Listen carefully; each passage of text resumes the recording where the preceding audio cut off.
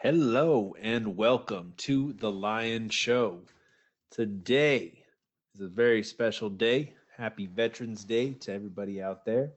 And I'm actually going to be sharing some kind of fucked up war stories. So if you want to hear those, be sure to stick around. If you're not into that, then check us out on the next one. So I just kind of want to start. I got a couple announcements first. So I'm very, very happy with the Lion Show. We're growing.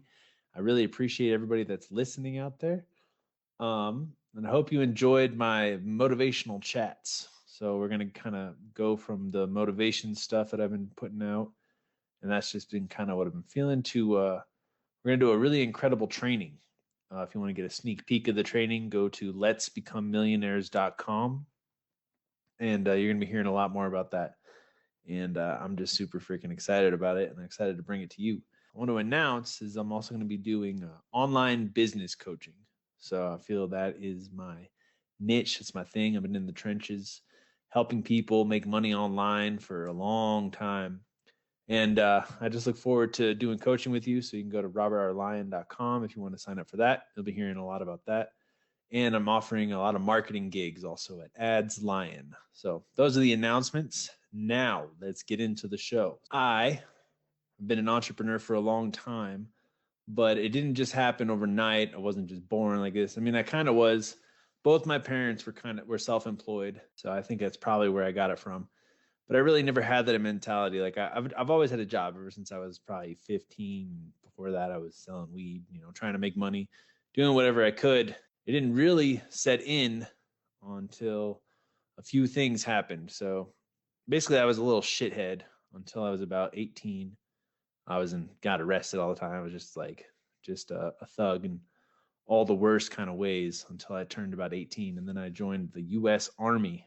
And when I joined the Army, I was the one that wanted to get out of town. I had this rival fucking like kind of gang that wanted to kick my ass and murder me. And, I was getting back with this girl that I was crazy about, but didn't really like me. And she had a baby with somebody. And I just had to get the fuck out of my hometown, man. I had to get out of there. So I went to the Army recruiting place, and the recruiter guy was telling me these fucking weird stories about how he did coke and was banging chicks on Easter, and he was just hilarious as fuck. And I signed up to be a forward observer. And when I read, like the brochure for the United States Army, it's like, oh, you'll be out in the distance using maps to travel around and tell people where to go, and you'll be a navigational expert. And I was like, oh, that sounds pretty cool. But just a side note, like if you're ever going in the military, try and get in the Army or the Marines, but pick a skill. God, if I would have just done like carpenter or a nurse or anything, and anything that is in the real world. Instead, I was a forward observer. I was a fister. I would call in artillery to blow shit up, and I was pretty good at it too. I'd figure out the coordinates, be calling on the radio. They'd drop bombs, whether there was an air attack or we had artillery cannons, or there was very rarely, but if were close to the ocean, you could call in for big old naval ships to bring fire. But I was a forward observer. If you're going to join the military, pick something that's useful, because when I got out, not too many people are going to hire somebody who's trained to kill things and blow shit up. So I joined the Army, and I was stationed in Baumholder, Germany. And that was one of the best times of my life. Baumholder was the shit. So if you're ever going to go in the Army, make sure you get to travel, and make sure you go to Europe or North Korea or something. I was in Germany, and it was awesome. I was in the 170th Brigade, and had a great time when I was over there. And then we were training, and I was young, man. I was like 19, 20, getting shit faced and just running around Germany and Europe. And I'd get paid on Friday. We'd hop in this little tiny car called a Panda, and we'd drive all over Europe and come back on hungover as fuck on Monday and broke. And it was badass stuff. It was a lot of fun. But we were training, and then shit started getting real. We were going to deploy to Afghanistan. We were 170th, and We were going to northern Afghanistan, and we were basically going to train Afghani soldiers to work the border. I didn't know what I was getting into. I don't think anybody really knows what they're getting into when they're going to war. That's something though. We're still in Afghanistan, so that's a good reason to get the fuck out of there. When I joined the army, I agreed to uphold the Constitution and defend it, and that was my deal. And when we first get to Afghanistan, it was pretty weird. There was a big city actually, like kind of where we were. But the weirdest thing about Afghanistan is no trees anywhere where I was. No fucking trees. Desert. Beautiful country though. Like I can't tell you just how beautiful it was. And I was lucky enough when we first got there. I was a major's driver, Major Gilbert. That guy was an asshole, but I was his driver, and we were basically dressed up, suited up, top to bottom, with guns. And what I was driving was this MRAP, and an MRAP is basically like a armor-plated dump truck, and we had these guns on top that were literally remote controlled. So you would sit inside, and you could shoot this 50 cal anywhere you wanted to, and it was all remote controlled. You didn't even have to poke your head out. We had some MRAPs where you had to have a gunner on top, but these ones had, I think it was like a Raven or something like that, and so you can control it from the inside. And I was the major's driver, so we would have to drive around. And what he was doing is he was going and talking to all the local leaders. And like in Afghanistan, it's still like a tribal country. It was kind of trippy, and you have to go to these meetings, and you have to sit on the ground and break bread and talk to them about what you're going to do and how you're going to help them.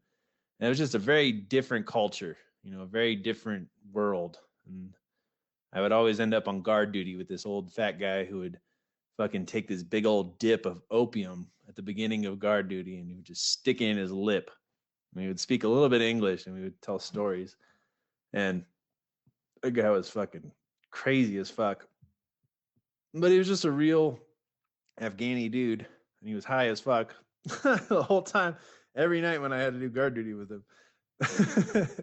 So he'd go on all these different things, but there were three main outposts when we were deployed. You had Fob Griffin, you had B group, and then the C group, and the C group was way the fuck out there, and they were in the real heavy shit. We'd have to deliver supplies basically like every week or every 2 weeks, and we'd have to go out there. And so before we deployed, I had these two sergeants, and they were basically teaching me everything about being a fister and being a forward observer, being an infantryman. And Sergeant Thomas and Sergeant Payne, and they were the best sergeants I could ever ask for. So when we first got there, I was the major's driver, and that was a cakewalk, man. When I was the major's driver, we'd have fucking 10 vehicles, all ready to go, air support, anything we fucking wanted. Navy SEALs would ride around with us, and we would just go to these things, go to these meetings, and I was just in charge of just not crashing, just be a driver, and I'd talk to all these guys, and it was pretty awesome. After a while, though, I became a driver for one of these supply things. Or I wasn't even a driver; I was a gunner, and then sometimes I was a driver.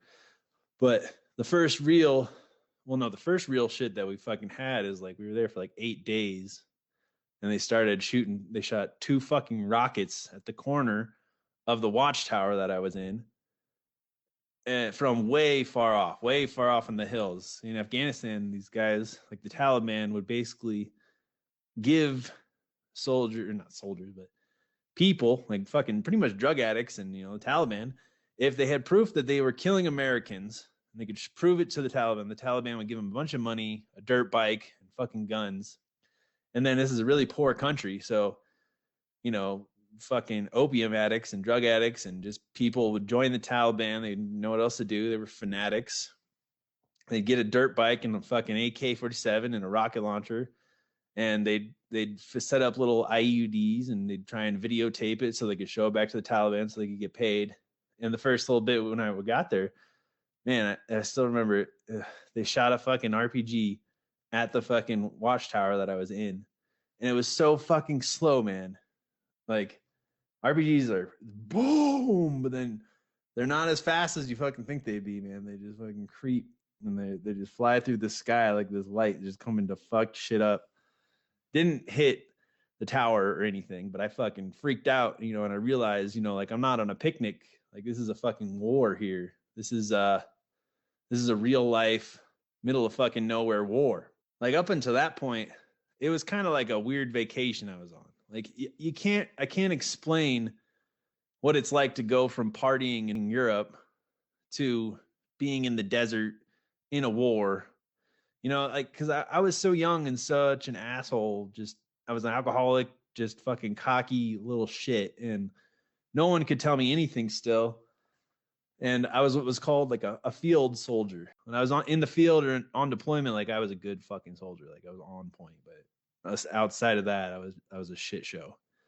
And to go from partying in Europe to being in Afghanistan was like some otherworldly shit. And I joined the army. I did all the army stuff. But when you're actually in war, like it's not my thing, to put it lightly. Like there's some people like that's their shit. Like, and I salute, and you guys are the fucking real heroes. But I was just there, man, and I was just witnessing it, and it was crazy. So that was the first time I realized that I was in like a war zone, like I was there.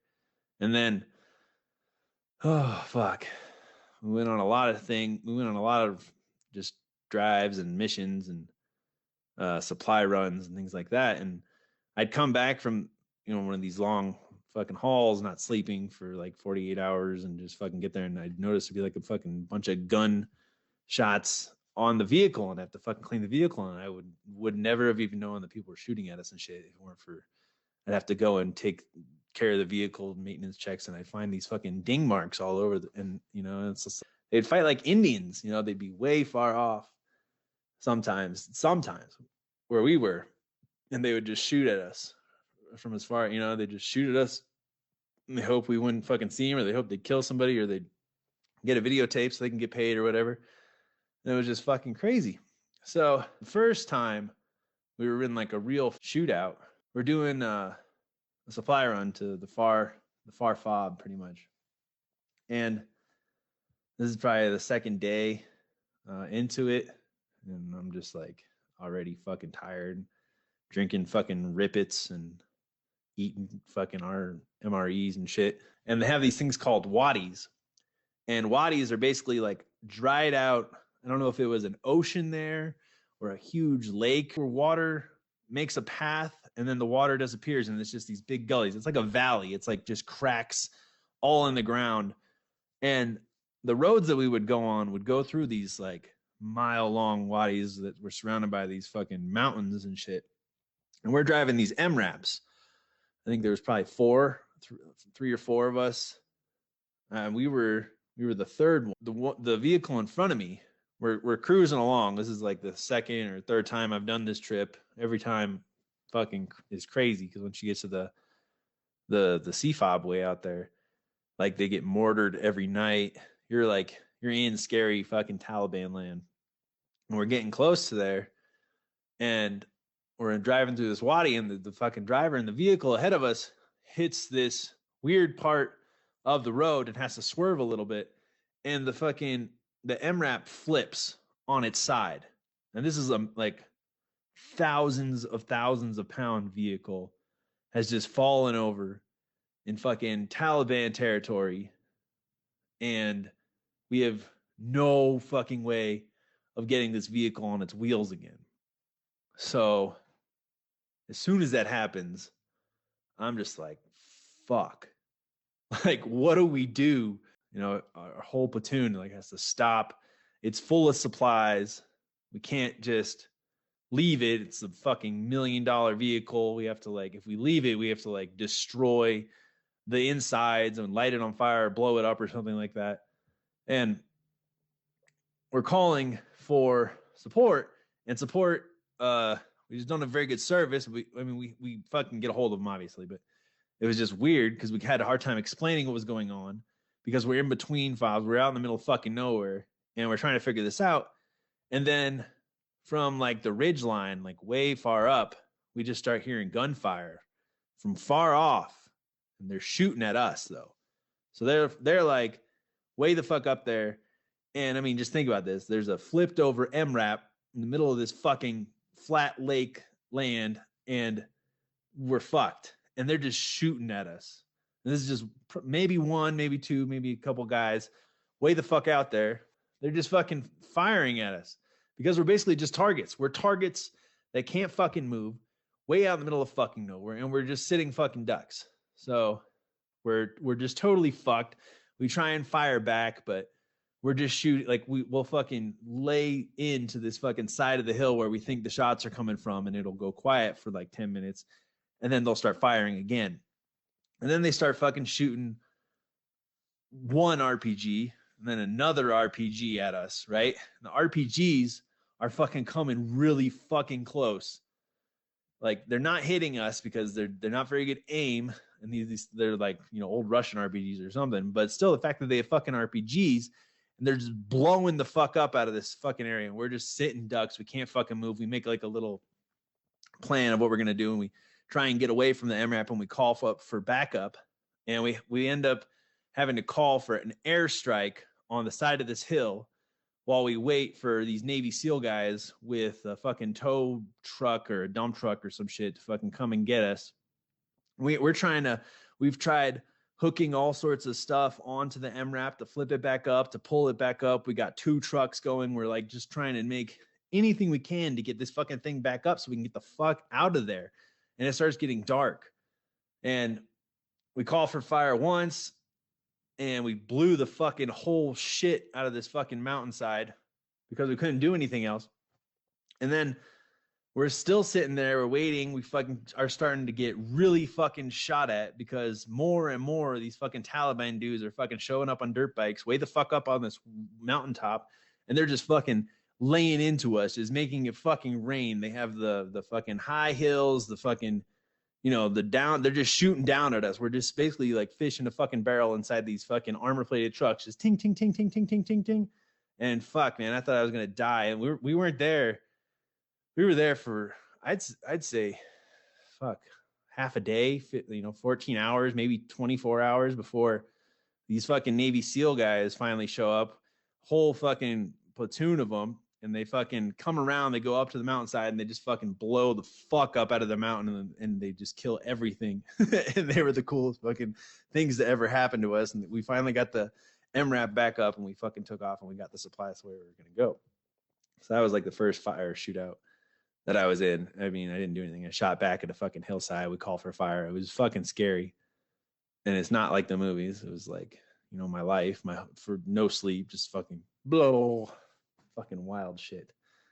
And then after that, we finally got back to the base, and basically we were just going to go talk to this. They were supposed to be like Afghani police or border patrol. That's what they were. They were Afghanistan border patrol, and we were the guards while they were having a meeting while we were talking to the Afghanistan border patrol. And some Taliban guy was dressed up as a border patrol guy. And while we were doing our patrols, both my sergeants got shot in the head while we were there. So, I mean, I've never been more scared in my life because we pull our guns on everybody. They pull their guns on us. We're just sitting there. We're trying to fucking pick up my dead sergeants. They're fucking dead. They got shot in the fucking head. Their blood everywhere. The medic trying to bring it back to life, and they're just fucking dead. The MRAP's hydraulic system was fucked up, so we're having a hard time even getting in there. Everybody shows up, and it was just one of the most like traumatic moments of my life, you know, because like the first time we got in the firefight, nobody died, and then when both my sergeants, both of them, they got shot in the head, like that's when I realized, you know, war is not for me, man. I mean, I knew their family. We trained for like 6 months together before we went there. And it wasn't even a firefight. It was just some asshole fucking opium addict. Don't worry, the Navy SEALs killed that motherfucker in his car.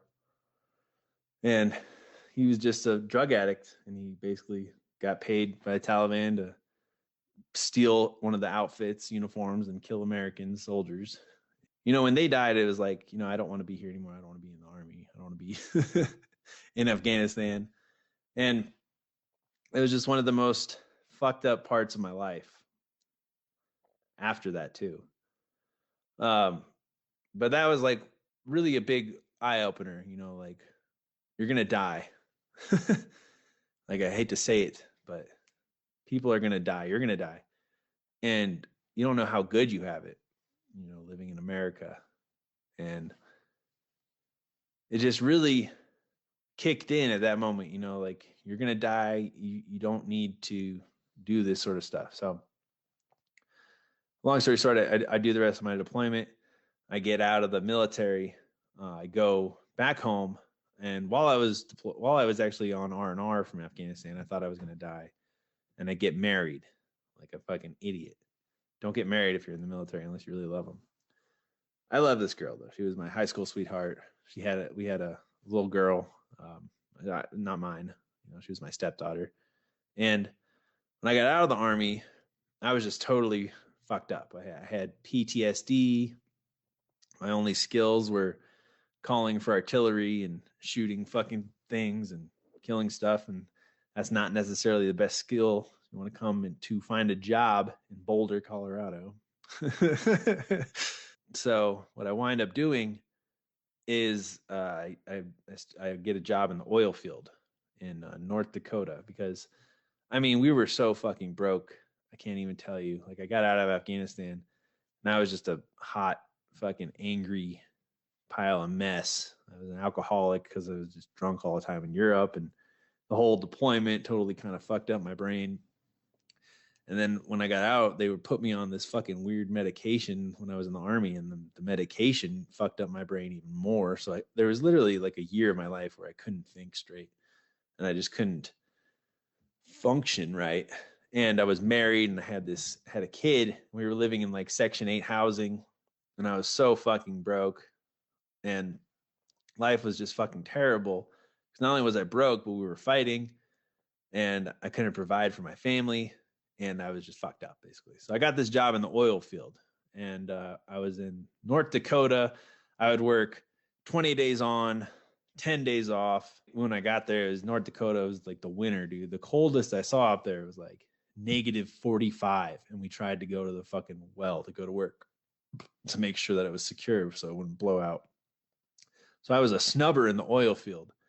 And as a snubber, the only way that I can explain it is like, so if you take like a cup and you pull it upside down underwater, the cup's going to shoot back up. And when you go drilling for oil, there's all this gas and all this pressure, and you have to basically what's called snub the pipe into the earth. So we were just raping the earth with pipe basically, but we had to use these giant clamps to keep shoving the pipe down. And then once the pipe got deep enough after fracking, you pump this mud in there so that it stays heavy enough and so that the gas gets pushed down so that the pipe doesn't shoot back up out of the well. And I actually really liked that job. Kind of, except for the fucking North Dakota thing. But I mean, in the army and in the oil field, I really learned, you know, how to work like hard as fuck, like how to push myself to the absolute limit. And then I could realize, oh, I still have a little bit of mojo. I keep do this. I can do this even, you know, just conquering your mental battles basically. And I just realized I had this insane work ethic, and I was actually in better shape before I joined the army. As fucked up as it is, I got out of shape while I was in the army. But regardless, I was in the oil field now, and we would literally work 12-hour shifts, and then sometimes things would go wrong because we would be way out in the middle of fucking nowhere in North Dakota, and we'd end up working like 16-hour shifts or 18-hour shifts, or fuck, we would just push it because I mean, the more pipe that you can slang, the more oil you can get out, the more fucking money the big fucking people make. And I was making really good money. I was making like $4,000. I don't know if it was every week or every 2 weeks, but fuck, I was making a lot of money then, man. I went from broke as fuck, living in like Section 8 housing, to, man, we were so stupid though. Like just because I was making a lot of money, we were still fucking up. We buy one car, my fucking wife would fucking throw a conniption fit, and we'd have to fucking trade it in to buy a new fucking car. Wound up like $40,000 in debt with a Honda Pilot, and that Honda Pilot was awesome, but The payments a month were like $700. And then a fucking house. We couldn't get a house near the fucking airport where I lived, so I had to get a house far away because the baby's daddy was gonna fucking come find us and like kill her or something fucked up. You know, like everything was just still weird as shit in my life. But I would go to North Dakota and it was just oil field, oil field, oil field. You know, I learned how to use all kinds of crazy fucking tools and just how to work my ass off and how to keep track of hours and how to just make shit happen. And then I had another fucked up thing happen when I was in the oil field though. So one of like the head snubbers or whatever that we were working with, he was a real cool guy. Crazy fucking life though. He would so like in I think I don't know if it was the winter or in the summer, it was the off season of the oil field. He would go to Alaska and he had this boat and he would go crab fishing or salmon fishing or something. I think it was crab fishing. So he would go crab fishing, make like $100,000 or $90,000 in like 4 months crab fishing, and then go back to the oil field. And he was just a crazy fucking dude. He was really cool, and he knew his shit, and he was a really good leader. But man, we were working like ridiculous hours. So one of our crew guys got sick, so we were basically busting our ass, and we were doing like 16-hour shifts or something like that, so they could get a little rest or we could get some more hours. And one night, the snubber guy, our leader guy, he wound up taking a bunch of Valium or something because he was in pain. And then we drank like a bottle of Crown Royal, and he wound up puking in his sleep, died. And I know I told you this is going to be kind of fucked up stories, but when that happened, and I just snapped, you know, I was like, dude, I'm going to end up dead if I keep working these crazy fucking jobs where I'm working for somebody else's dreams. You know, this is not my dream. I'm just here because I don't know why I'm here for a paycheck. And from that moment on, I vowed that I wasn't going to work for another corporation or another big business ever again. And I was going to make it on my own, and I was going to work on my dreams. So it really was kind of a blessing because while I was in the oil field, I wound up getting divorced. And that was just a whole other story. And I got divorced, and then I got fired because the Honda pilot, right? I wound up getting a job in the oil field in Greeley, Colorado, so I could live in Colorado and stop going to North Dakota because North Dakota sucks. But my fucking ex-wife stole my car from me while I was at work, and then called the bill collectors and gave them my oil field boss's number. So whenever I didn't pay the fucking $700 a month, which would have been fine, but she fucking stole the car from me. So they would call my boss, and I ended up getting fired because of that. So I get fired because of that. But it wasn't my fault. They just let me go, and I got unemployment for 6 months. So as soon as that happened, you know, I just vowed like I'm never going to work for anybody again. Like I'm not going to die for somebody else's cause unless it's mine and unless it's on my own terms.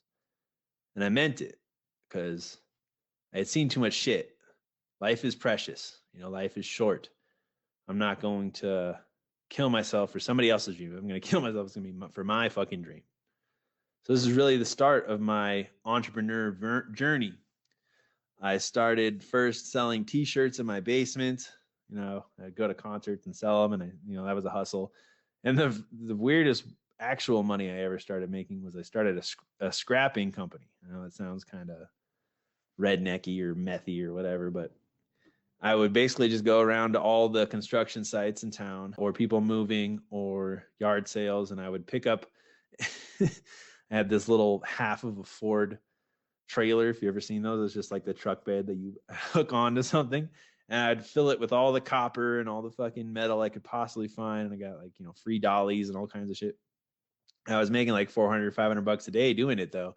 If I woke up early and I busted my ass and I took all these shits apart and I would run them down to Denver and I would scrap them. I wound up running into this guy named Bongo Love, and Bongo Love is from Zimbabwe, and in Zimbabwe he was a stone sculptor, and he's just down the road. Bongo actually came to America because he married my mom's friend, Heidi, and he lived in our basement for a little while when I was real little. So Bongo's doing this big sculpture for the city of Lafayette.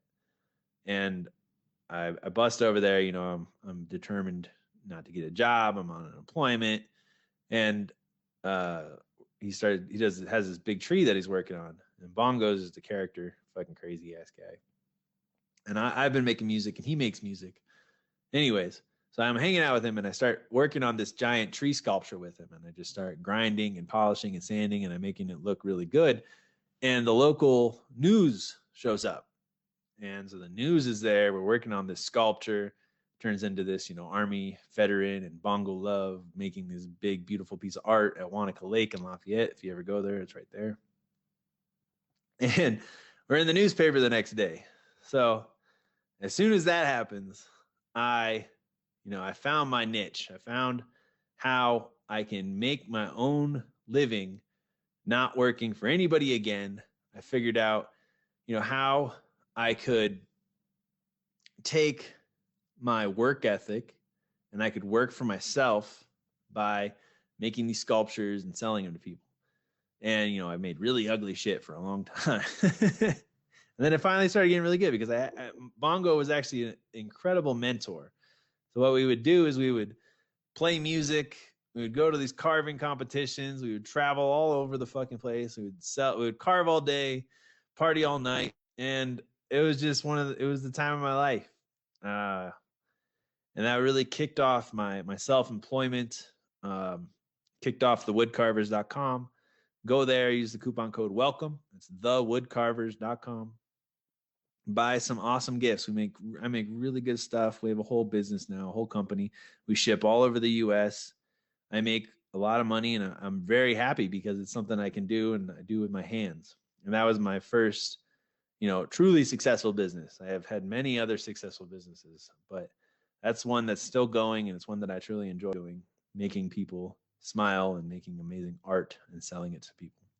But yeah, we were just like straight third world hustle, all of our carvings all over the place and, just awesome. So I got so good at marketing and selling my carvings online, just via Facebook, using SEO, creating websites. And I was literally like the first one to sell wood carvings online, I'm pretty sure. Maybe the second. And ship them as much as I ship them. So I found a gap in the market and I got really good at marketing. And then the problem that I used to have is, you're only going to make money. I was only making money when my hands were on the saw, right? Because as a sculptor and as an artist, I was very deliberate. Like my pieces look like this. I make it look like that. It sells for this. So I was only going to make money if my hands were on the saw. And I saw the problem right away, because your hands get tired. And it's just like a lot of people. You start a business, and the only way you think you can make money is if you are doing it all yourself. So I fell into this trap of a business that couldn't scale. It was like a hobby, but it was my full-time business. It's how I was making all my money for a little bit. But I started marketing and I was selling so much stuff that I got noticed for how well I was marketing. So I started building websites and doing marketing. And then I would pay my bills with that. And then I would just kind of chainsaw carve as a hobby and side projects and things like that. And what I wound up doing is I wound up building all these fucking people's businesses. I mean, just from the fucking bottom up, because they wouldn't understand what I was doing. And then they'd get all these fucking customers. And then when I asked them to pay me, though, they'd kind of they wouldn't get what I was doing. They'd say, oh, no, all these new customers are from word of mouth. And I was like, no, it's word of Google's fucking mouth because I ranked your website. I don't think you understand how long it takes for this sort of stuff to just start working. Because SEO, man, it takes a little while. And then it kicks in and anyways. So I started building all these people's businesses. I mean, roofing businesses, chiropractic businesses, moving businesses, flooring businesses. I would build their whole websites, their whole marketing funnels and everything all the way down to the phone call and set it up to a call center sometimes even. And I wasn't making enough money at that because when I'm carving, at least I love what I'm doing. I don't love learning about fucking plumbing businesses or roofing companies in Greeley, Colorado. So I started the pay-per-lead agency. And the pay-per-lead agency was just fucking took off like nobody's business. I still get calls every day for the pay-per-lead agency where I basically would get the business. They would call me. They would say, this is how much a customer's worth to me. I would decide if it was worth my time. And then I would make a whole website, rank a whole website, start running Google ads. I would use the fucking Google coupon codes to make sure I could get a lead so that everything could keep flowing. And the problem with that business model is then I would put all this fucking money, and sometimes it just wouldn't work for some reason. I mean, I would always figure out how to make it work, but it wouldn't work fast enough. I'd be $1,000, $2,000 in the hole asking this guy for money, and he'd be saying, well, I haven't got any leads. I said, no, you've gotten some leads. You got to pay me for these leads. And then it would become a whole debacle, but I would still own the asset and I would still sell the leads, and I still sell the leads. But what I wound up doing is, because I got tired of dealing with so many customers that were looking for freebies, is I just decided I would just autopilot it all to these call centers, and then I would become an affiliate for these call centers, and I would sell all my leads to these call centers, and I still do that, and I receive checks every month from that now. So I basically automated pay-per-lead agency, and I just kind of got burned out making all these websites for other people, and I just kind of drove myself absolutely crazy. But that has led me to this next chapter in my life, and the next chapter of the Lion Show, where I'm going to be an online business coach. I'm going to help people make tons of money online because I'm all about freedom. If you've heard this story, if you've listened to anything, having the freedom to do what you want and do what you love has been the most important thing in my life. And I want that to be something for you too. I think more people need that. More people are just lost. They don't know what to do. That's why you need good coaching, good experiences. And I'm basically going to be teaching everything I know. And then whenever you run into a problem, I'm going to be offering my coaching services at robertrlyon.com. And the coaching services, people are just going to pick up a phone or schedule a time to call. You get the free consultation for the first one. We see if we can work together. I'll work with your budgets. The prices will be going up, but I'm really going to, the quote that I have in my mind is, in a world of fake gurus sniffing each other's farts, I want to be a breath of fresh air. Yeah, I want to do coaching, and I'm going to just teach everything I know. I'm going to teach you everything I know. Absolutely everything. Email marketing, SEO, content, getting leads, getting sales, how to create an online business, how to create an evergreen business. And I'm going to do it all for free on the channel. And all I'm going to ask is that people, subscribe to my newsletter and subscribe to my YouTube channel, subscribe to my podcast. We're going to be doing some more reviews. I'm going to be launching a new marketing business too. It's called AdsLine. And I haven't 100% decided if I'm just going to do gigs where people pay me for one-off, or if you can hire me full-time. But both the coaching and the gigs, the coaching is going to be a little bit cheaper, but they're going to be pretty high end because I know my worth and I know how good I am at what I do. And in order for me to truly focus, I got to charge more money. But I'm going to teach you exactly how I set these business up. I'm going to be completely transparent. And I'm just absolutely excited about the future of this. So you guys are going to learn more in the next couple episodes. It's going to be a lot. Actually, I'm going to give you the full training course, and the course is called Let's Become Millionaires. It's all about working together. And I'm basically just going to be giving you guys, I'm telling you everything I have, and all you got to do is get the ebook, join my Facebook group. All the links will be down below. All the links are going to be getting even better as I put this all together. I hope you enjoyed the stories today. This has just been a little glimpse of my life, but I really just wanted to explain to you why this is so important to me for freedom and to live your best life, because life is short. You can spend some time, working for other people, but the best thing I ever did is I figured out how I could learn while I was making money. That's what the chainsaw carving really did for me, is because while I was chainsaw carving, making, lots and lots of bears and repetitive motions and things like that, being a sculptor, I would listen to these books. So I would work for 12 hours while listening to 12 hours of books. And then I would, go home and I would study YouTube and I would do marketing and things like that. But I was literally getting paid to learn.